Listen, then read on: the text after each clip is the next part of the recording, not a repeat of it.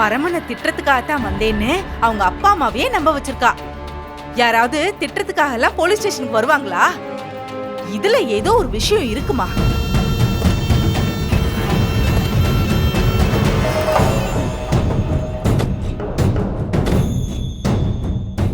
என்னம்மா யோசிக்கிறீங்க? இல்ல, நீ சொல்றத வச்சு பாக்கும்போது மண்டபத்துல ஒருவேளை இளமதி நடிச்சிருப்பாளோன்னு சந்தேகமா இருக்கு. என்ன சொல்றீங்க? அவ பேசுறதெல்லாம் நடிக்கிற மாதிரியா இருந்தது. கோவத்துல அப்படியே பொங்கி எழுந்தாளே. ஏன் பரமா இப்படி பண்ண? உனக்கு என்ன ஏமாத்த காதல் தான் ஆயுதமா கிடைச்சதா? இனி உன் பொய்யான முகத்தை பார்க்க முடியாது. இனிமேலும் நான் ஏமாற தயாரா இல்ல. போயிடு, போயிடு. இல்ல, நான் கூட அவளை நம்பி ஏமாந்திருக்கேன்னு இப்பதான் புரியுது. ஒருவேளை அவ பேசுனது உண்மையா இருந்தா எதுக்காக அவ பரமனை தேடி வந்திருக்கணும்?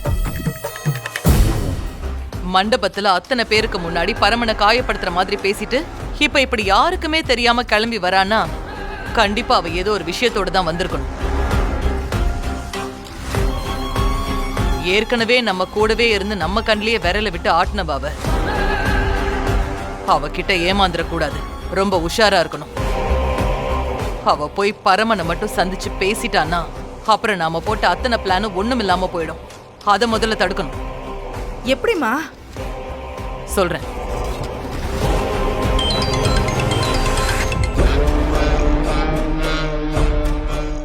சொல்லுங்க மேடம். என்ன ரிஷி சார், அப்புறம் போலீஸ் ஸ்டேஷனுக்கு இளமதி வந்துட்டு போயிருக்கா போல இருக்கு. நான் விசாரிக்கிறேன் மேடம். நீங்க விசாரிக்கிறதுக்கு முன்னாடி அவ எல்லாத்தையும் செஞ்சு முடிச்சிட்டு போயிடுவா போல இருக்கு. இல்ல மேடம், நான் போய் பாக்குறேன். அவ பரமனை பாக்குறதுக்கு ஸ்டேஷனுக்கு வந்திருக்கானா? அவ கல்யாண மண்டபத்துல நல்லா நடிச்சிருக்கா? அவ மனசுல இன்னும் பரம இருக்கான்னு தானே அர்த்தம். அதனால பரமனையும் அவளையும் சந்திக்க விடாம பாத்துக்க வேண்டியது உங்க பொறுப்பு ரிஷி. நான் எல்லாத்தையும் பாத்துக்கிறேன் மேடம். ஏமா மறுபடியும் அவ தேடி வருவான்னு நினைக்கிறீங்களா? அவ வரலாம், வராமையும் போகலாம்.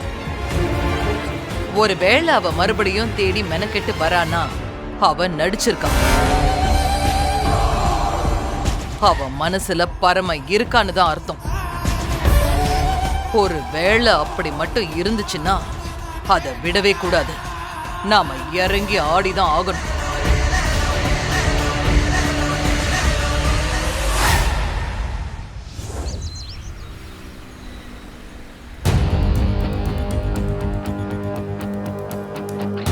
இளமதி பரமன் அண்ணா கிட்ட பேசினாலா இல்லையான்னு தெரியலையே. இளமதி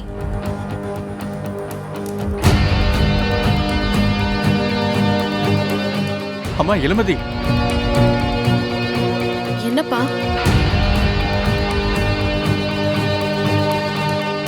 என்ன மன்னிச்சிருமா. அப்பா, என்னப்பா மன்னிப்பெல்லாம் கேக்குறீங்க?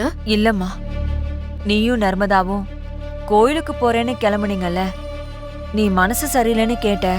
அதனால்தான் நானும் நீ போயிட்டு வரட்டும்னு விட்டுட்டேன். அந்த லீலா பின்னாடியே வந்து நீங்க 2 பேரும் போலீஸ் ஸ்டேஷனுக்கு போயிருக்கீங்கன்னு சொன்னாமா.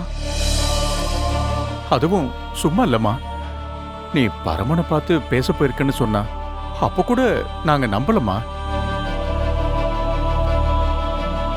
ஆனா போலீஸ் ஸ்டேஷனுக்கு வந்து பார்த்தப்போ ஒருவேளை லீலாவதி சொன்ன மாதிரி இருக்குமோன்னு நாங்களே ஒரு நிமிஷம் தப்பா நினைச்சிட்டோம்மா.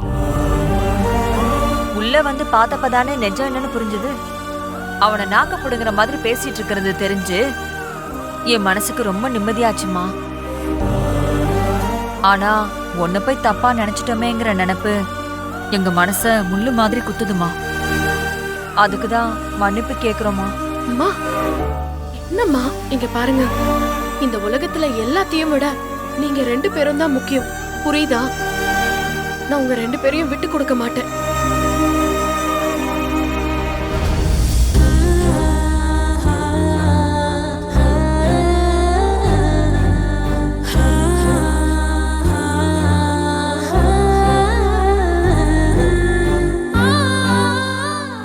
மன்னிச்சிருங்கம்மா, என்ன மன்னிச்சிருங்கப்பா. உண்மையிலேயே அசோக்க கொன்னது யாருன்னு கண்டுபிடிக்கதான் நான் இத்தனையும் பண்றேன். அது நிச்சயமா பரம இல்லைங்கிறது எனக்கு தெரியும். அத சொன்னா புரிஞ்சுக்கிற நிலைமையில நீங்க இப்ப இல்ல. அதனாலதான் உங்க முன்னாடி நான் இப்படி நடிக்க வேண்டியதா போயிடுச்சு. இளமதி, என்ன ஆச்சு? என்னாச்சு? ஐயோ, பரமன் கிட்ட பேசுனியா இல்லையா? இல்ல நர்மதா, பேசலான்னு நினைச்சு ஆரம்பிக்கும் போதுதான் அப்பாவும் அம்மாவும் வரத பார்த்தேன். அவங்கள பார்த்ததும் எனக்கு உயிரே போயிடுச்சு. அவங்களுக்கு மட்டும் நான் பரமன் கிட்ட நல்ல விதமா பேசுறதுக்கு தான் போனேன்னு தெரிஞ்சதுன்னா அவ்வளவுதான், பெரிய பிரச்சனையே வெடிக்கும். அங்க எதிர்பார்ப்போட நின்னுட்டு இருந்த பரமன் கிட்ட பயங்கர கோவமா பேசி இன்னும் அவனை புண்படுத்திட்டேன். நான் மறுபடியும் சண்டை போட தான் வந்திருக்கேன்னு நினைச்சு பதிலுக்கு அவனும் என் கூட கோவமா பேசி சண்டை போட்டுட்டான். அப்பாவும் அம்மாவும் அங்க வருவாங்கன்னு யாருக்கு தெரியும்? எல்லாத்துக்கும் காரணம் எங்க அம்மா தான். நம்ம 2 பேரும் பேசிட்டு இருந்ததை ஒட்டு கேட்டுட்டு போய் நேரா அவங்க கிட்ட போட்டு கொடுத்து ஸ்டேஷன் வரைக்கும் கூட்டிட்டு வந்திருக்காங்க. நல்ல வேலை, நீ எப்படியோ நிலைமைய சமாளிச்சிட்ட. ஆனா ஒரே ஒரு விஷயம் இளமதி, எவ்வளவு சீக்கிரம் முடியுமோ அவ்வளவு சீக்கிரம் பரமன் அண்ணனை பார்த்து பேசி எல்லாத்தையும் சரி பண்ணணும்டி. புரியுது நர்மதா, யோசிக்கிறேன். என்ன பண்ணலான்னு பாப்போம்.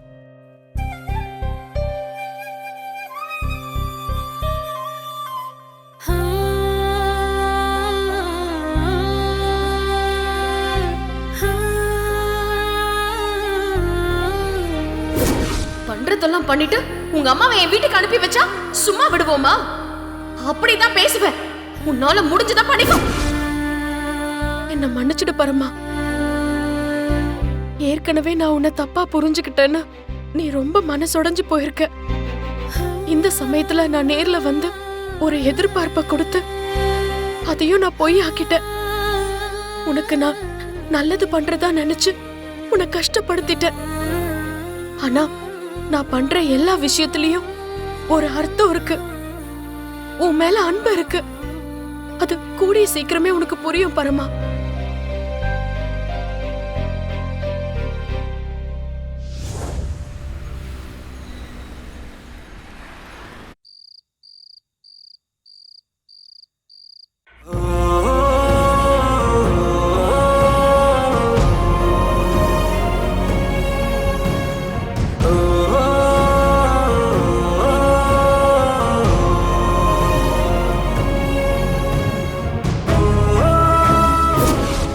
அசோக்க கொண்டுட்டு அது மறுக்கே என்ன லவ் பண்ற மாதிரி நடிச்சிட்டல. ஏன் பரமா இப்படி பண்ண? உனக்கு என்ன ஏமாத்த காதல் தான் ஆயுதமா கிடைச்சதா? இனி உன் பொய்யான முகத்தை பார்க்க முடியாது. இனிமேல நான் ஏமாற தயாரா இல்ல. போயிடு, போயிடு. கீழே தள்ளி விட்டுட்டாங்க பரமா. அம்மா தலையில அடிபட்டு ரத்தமே வந்துச்சு. என் கூட பழகி ஏமாத்தி எனக்கு நம்பிக்கை துரோகம் பண்ணல, அத பேசணும். அசோக்க கொண்டுட்டு நல்லவ மாதிரி நடிச்சு எங்களெல்லாம் ஏமாத்தினல, அத பத்தி பேசணும். எங்க வீட்லயே சாப்பிட்டுட்டு உண்ட வீட்டுக்கே ரெண்டகம் பண்ணியே, அத பத்தி பேசணும். நீ ஒரு ரவுடி பொறுக்கின்னு தெரிஞ்சும் உன்னை திருத்தி உன்னை கல்யாணம் பண்ணணும்னு நினைச்சல, அந்த நம்பிக்கையில மண் அள்ளி போட்டியே, அத பத்தி பேசணும்.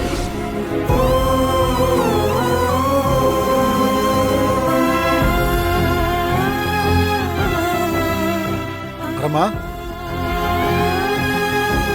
சாப்பிடுப்பா. வேணாண்ணே. இங்க பாரு, நடந்தது நடந்து போச்சு. அதை எதையாவது நீ மாத்த முடியுமா? அதுக்காக நீ சாப்பிடாம இருப்பியா? சாப்பிடுப்பா. இளமதியை விரும்பினதை தவிர அவரை என்னென்ன பாவம் பண்ண? அவளை விரும்பி அவளுக்காக தானே எல்லாமே பண்ண. உங்களுக்கே தெரியும் முன்னாடிலாம் நான் எப்படி இருந்தேன். இப்ப பாருங்க, நான் எந்த தப்பும் பண்றதில்லை. நான் எதுக்கு அவளை போய் சொல்லி ஏமாத்த போறேன்? இப்படியெல்லாம் பேசினா தெரியுமா? ரொம்ப வலிக்குதுன்னு.